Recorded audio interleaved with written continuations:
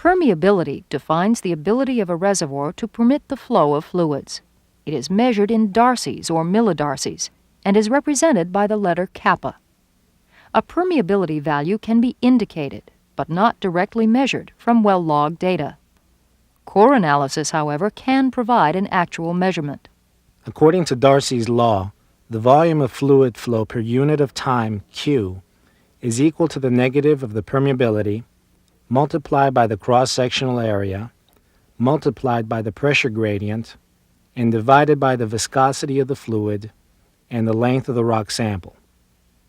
Therefore, the permeability is 1 darcy when 1 cubic centimeter of fluid flows in 1 second through a medium that is 1 square centimeter in cross-sectional area and 1 centimeter in length, under a pressure differential of 1 atmosphere per centimeter, where the fluid has a viscosity of 1 centipoise. Permeability is controlled by the size of the pore throats, the connecting passages between pores. Permeability often decreases with depth because compaction and cementation restricts or blocks fluid pathways, and therefore reduces flow rate. When only one fluid, such as water, exists in the pores, its permeability is known as absolute permeability, K.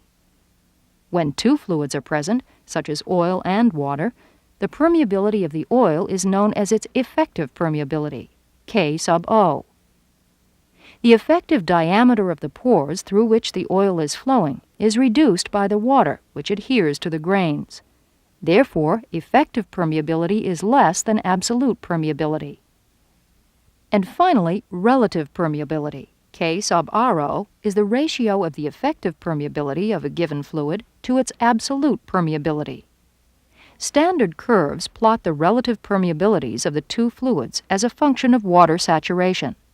Thus, in a typical relative permeability curve, we see that at low water saturation, only oil will flow.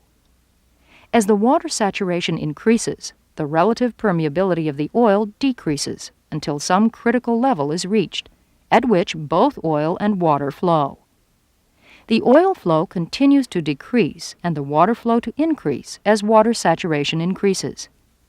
At some level of water saturation, oil no longer flows and only water flows. Beyond this point, as water saturation increases, the flow of water within the rock continues to increase.